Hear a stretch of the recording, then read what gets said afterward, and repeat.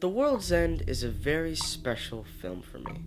If you guys don't know, it's listed among my favorite films segment. This is an incredibly underrated movie that I think was heavily misjudged by users, critics alike in some instances. They didn't like it because they thought it lacked the comedic value. They believed the characters were just lame and boring, and they also believed the story was just horrible, just off-putting. Well, I am here today to tell you that I completely disagree with all of those comments, and why I believe that The World's End is a very important film. Please note this is also just my opinion. My thoughts on the movie are completely subjective. There's no right or wrong answer to this analysis, so sit back, get some popcorn, and just relax. So, a story begins by introducing Gary King, one of the best characters ever made. And don't worry, I'll keep building this up as I continue. But I will state this right now, and I'll make this very clear at the end. Gary King is always relatable to us. The date at the beginning of the film is June 22nd, 1990, as we are introduced to all the main characters, all of them which have royalty attached to their last names. Oliver Chamberlain. Chamberlain in Old Britain times was an officer who once managed the king or nobleman. Peter Page. Page was in medieval times the first stage to achieving knighthood. They'd be inexperienced or wouldn't know things about becoming a knight. Stephen Prince. Prince is heir to the throne from the king, and sometimes that may be a good thing. However, throughout the majority of this film, he clashes with Gary with Sam, similar to how King Arthur and Lancelot battled over Guinevere. And then we have Andy Knightley. Knightley is a derivative of the word knight. Andy is very bold. Andy always shows courage, and he always shows that he does have what it takes to be a leader. And then, of course, we have our lead, Gary King. He's our narrator, and he's our guide. Everyone follows him, hence he is being the king. This just enhances his character because Gary just has all the power. Within the first 4 minutes of the movie, we just know so much about these characters. We find out that Oliver has a birthmark of a 6. That's why he is frequently called Omen. When Gary pulls a fire alarm, this leads to us meeting Mr. Shepard, played fantastically by Pierce Brosnan. Gary states he was one of the good guys in one of his lines, which is an example of something called verbal irony because Mr. Shepard later becomes a robot. When he asks what he wants to do in life, Gary just states he wants to have a good time, and he's willing to do anything he can to do that, which proves something very important, that Gary is a very persistent person and is willing to do any and everything in order to have a good time. As the pub names sink in, the true plot evolves. Their quest, think about this. The king and the knights and everyone around him are going on a particular quest. Their quest is to conquer the Golden Mile, which is 12 pubs to reaching their destiny, the World's End. Destiny will definitely play an important part to the story and the World's End. I think an important thing to note here is that most people don't know that the pubs technically spoil the entirety of the movie. The 3 survivors are the 3 survivors that are in the rest of the movie, which is Steve, Andy, and of course Gary. And they sit on this hill, and Gary just looks out at the orange glow. That foreshadows the end of the film. And of course, when he looks out, you see there's a shooting star that comes into the town. And we find out that that is the aliens. Gary, who now is sitting in a group therapy session, you find out is just sharing his experiences with them. He must finish the quest once and for all. And then as our title credits roll, we get to see all of the characters today. And of course, we see Gary dressing up in his original outfit, which he wore when he was a teenager. Hence the fact that he just won't change. So we're introduced to Peter first. Page, as I stated before, is the first stage into becoming a knight. As he talks with Peter, we discover that Gary has something very interesting. He has selective memory. This plays throughout the rest of the film, and when I get to the smokehouse scene, this is extremely important. But I like the idea that he meets Peter first. Then he meets Steve, who is the prince, and we find out that this fitness instructor who was shown briefly before with him has a romantic connection with Steve. He then meets Oman, who we find out is selling a house. When Gary decides to disagree with the offer, the couple leaves, which signifies the importance and the amount of power that Gary has. And finally, he talks to Andy, who seems very angry with Gary. And don't worry, we will get to that later, of course. We find out as well that Andy hasn't had a drink in over 16 years because of something Gary did. So in the end, Gary decides to lie to him, saying that his mother is dead. Now, a knight in many instances can accept a challenge if it's for a particular cause.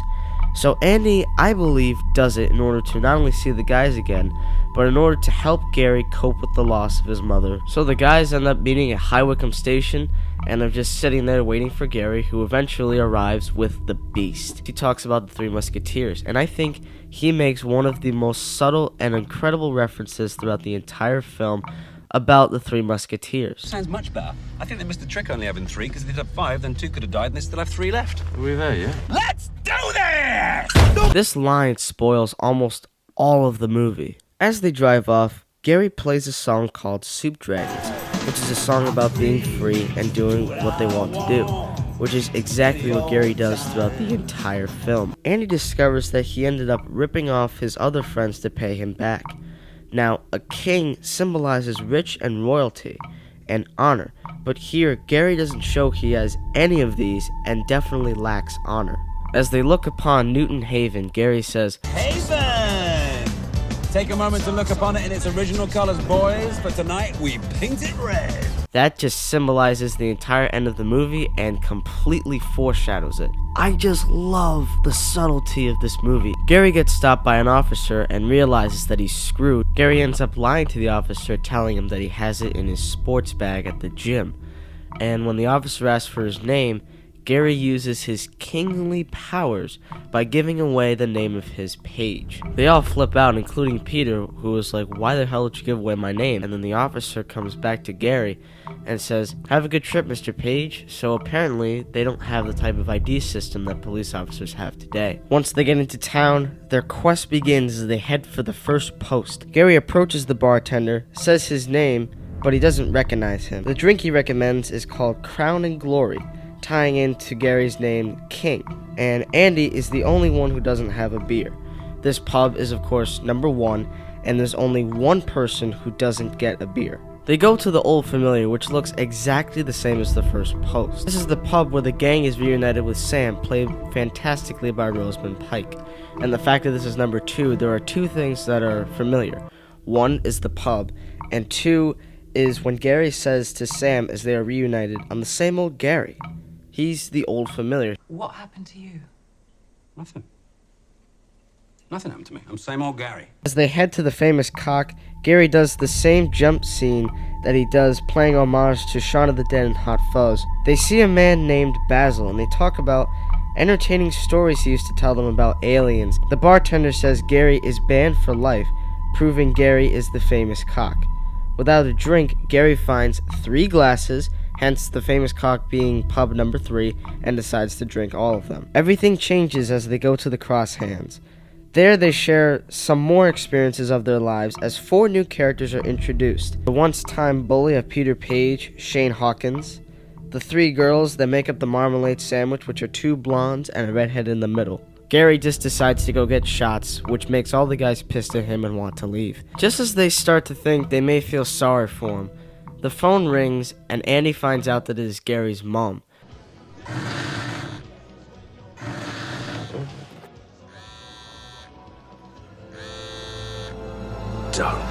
So Gary ends up going to the bathroom, slipping on piss, and almost punching the wall, only to find out that that's the wall he previously punched in 1990, and it hasn't been fixed. This kid comes in, and he doesn't speak to Gary at all, which makes Gary very confused, and then makes him very angry, as any normal person would be, because he just ignores him the whole time.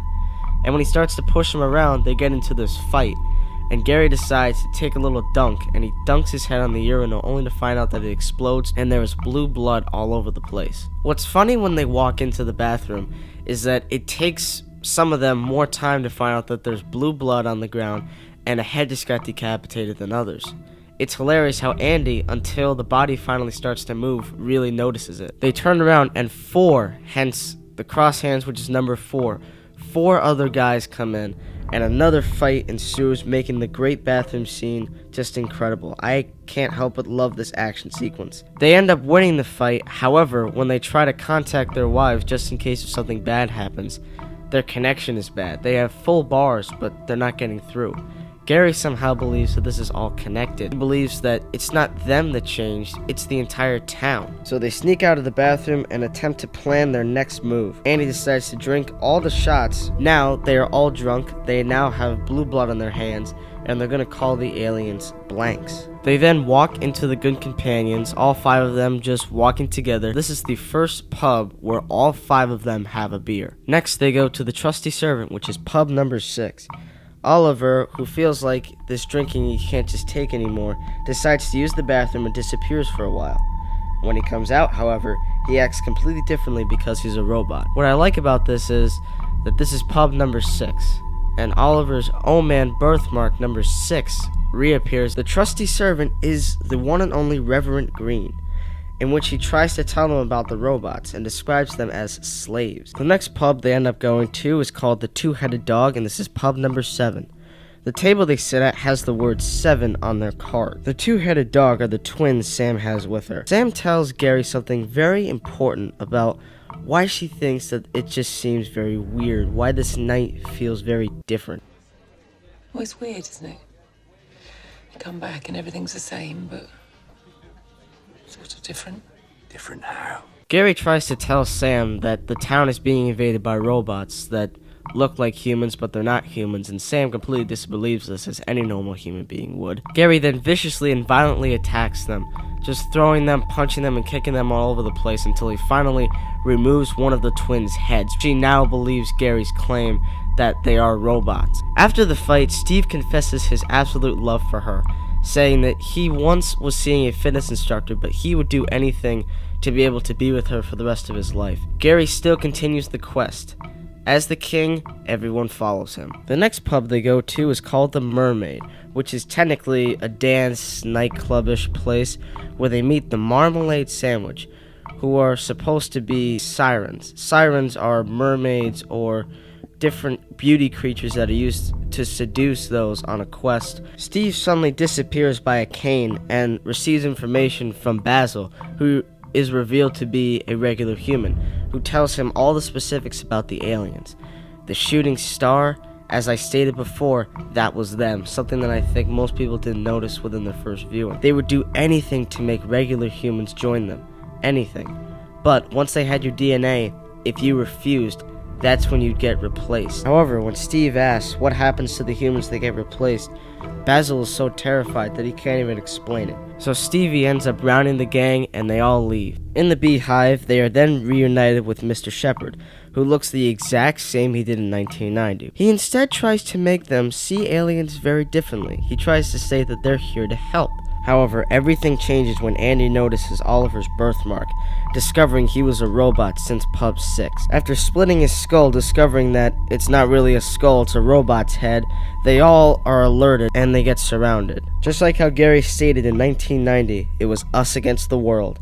A big fight ensues. Hilariously, Gary tries to drink for the entire scene, but stops when Old Man grabs Sam and starts to choke her. As he kicks him across the table, the number on that table is 9. The robots can piece themselves back together as they attempt to engage in another fight. For me, this is the breaking point of the film, because it's where everything changes, and it's the first time that the group really gets separated. The camera follows Gary and Sam, but we don't see the others for about 5 minutes, giving you incredible mystery and speculation. Gary makes a stupid decision of having Sam leave. Gary soon has visitors as the aliens find him and surround him as he tries to jump over a fence and fails hilariously. Gary then gets to the smokehouse after the camera loses him, which I will definitely bring up in a moment. He barges in and is reunited with his friends. They all question his strangeness when he sent the only one of them sober enough to drive. This leads to a confrontation that has significant meaning towards the story, trust, characters, and to Gary himself. I'll explain. All 3 of them mistrust Gary, the man who was leading them the whole time.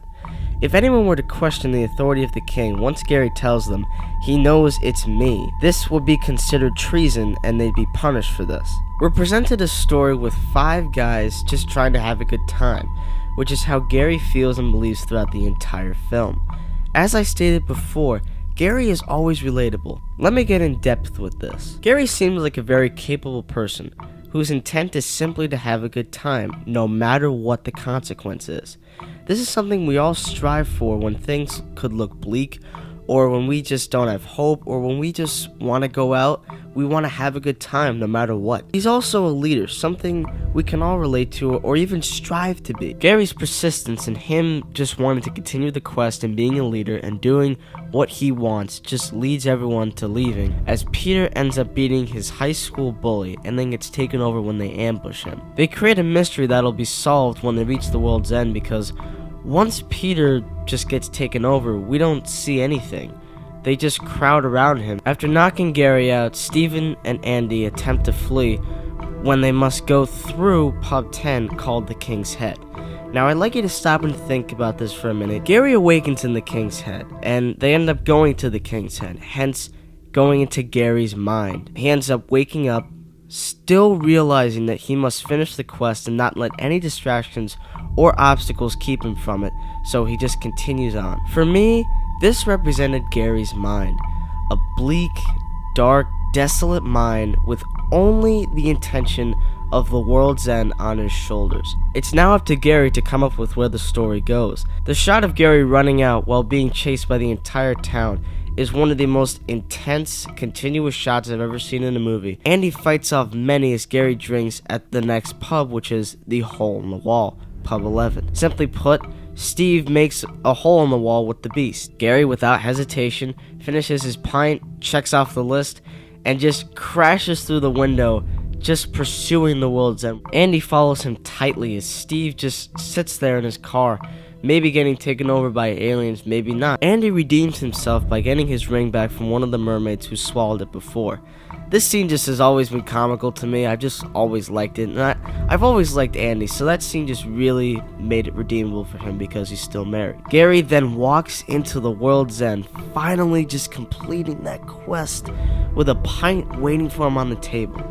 Notice, the table number is 12, and it takes exactly 12 seconds for him to enter to drink before Andy interferes. Gary knows Andy is a distraction from finishing the quest, and tries to remove him as a result. As a knight, Andy remains bold and gallant as he tries to help Gary and try and tell him that enough is enough. But even Andy has a weakness of his own when he says that his wife left him. He will always continue to fight because that is how you survive. He just proves to have that knight in him, and I love that about Andy. I will continue to fight because that is how we survive. When Gary expresses how much the Golden Mile is so important, Andy asks, why is it so important to him? And Gary responds, it's all I got. This is a clear representation of Gary also having a weakness. Even though he's all powerful, even though he leads people, he has problems of his own. We then find out that Gary was once suicidal because he has all of those things on his forearms, and he has a thing on his wrist that says his name, his date of birth, and tried to receive help. Help was just people sitting in a circle talking about how terrible life was. This proves that Gary, being the leader, obviously, as I said before, has problems of his own. He reveals, They told me when to go to bed! Me! they're then lowered down underground where all the robots are, and then a blue light suddenly appears as they walk out, symbolizing a godlike creature of some sort, and talks to Gary, referring to him as King of the Humans. I stated before very generally, it was their destiny to get to the world's end. Now I'm going to get an explicit detail about this. That type of destiny was epic foreshadowing to this very moment.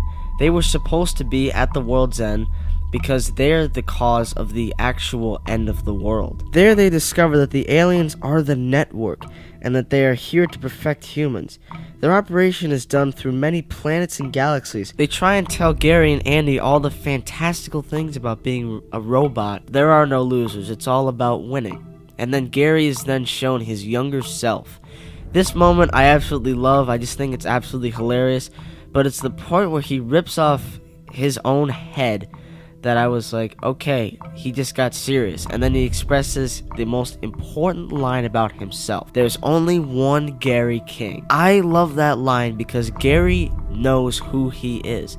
That is a matter of self-identity, and he clearly has it. The godlike figure tries to tell Gary that the network, or the connectivity, has grown because of their apparent efforts, and there is absolutely no room for imperfection. That's why they wanted to replace humans. Steve enters the picture, making the Musketeers reference Gary's states now complete. Throughout this, they actually reveal what happens to the humans that get replaced. It turns out the humans are converted into compost to create growth for the world. When they ask about the perfection, the godlike figure expresses the network, hilariously, has been displaying some difficulties recently. It is true the network has been experiencing some difficulties. Yeah, there's more than one Gary King. But you said... I fucking know what I fucking said. That's hilarious. After back and forth arguing, the godlike figure asks, just what is it that they want to do? Gary responds with the lyrics of the song that plays as the credits rolled, that they want to be free. They want to be free to do what they want to do. The godlike figure says they'll be left with their own devices and disappears as all the robot heads turn off. Now, if you listen closely, the dialing tone of a phone effect plays once this happens, eliminating the network as it shuts off. The place explodes and they make their escape. As they come out of the world's end, there is an orange glow. Steve says the beast is dead, but they are saved when Sam returns. They drive off as the world's end just explodes as this orange static lightning just chases them throughout the town. As they just leave the Newton Haven town line, their car suddenly stops. They get out of the car and just discovers the town completely ruined and just completely destroyed. Gary sees, literally, the orange glow of a new dawn break. This causes the end of the world, hence the world's end, where they were sent back to the Stone Age. The Blanks woke up about a week after the apocalypse, but were not received well. Andy's the one that narrates what happened to everyone else who had a happy ending except for Gary. But is that happy ending about Gary really true? Or did he just have a miserable ending? In the next shot, we see Gary with his young friends entering Newton Haven once more. They enter a bar that's not allowed for any blanks. Gary walks up to the bartender and asks for 5 waters. The man tells him he can have 1, remember that 1 in a minute, but his friends can't. This is very ironic because in the beginning, Andy was the only one who had water, and Gary just completely insults him. Now Gary is the only one that can have a water, hence being 1. Once Gary gives the man a warning, they duel out their weapons, to which Gary King gets a sword. He leads the group, which is why he has a sword, and the film comes to a close as they strike. Me? They call me the king. If you guys have stuck to the end of this analysis, I thank you very much. And I appreciate all your support that you guys can give me. Just keep it up.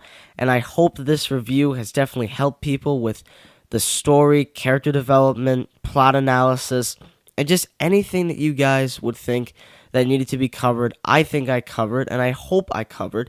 If there's something you think I wasn't able to cover, then just send me some comments, and I'll make a separate video about things that I may have missed. Thank you for watching this analyzed review of The World's End.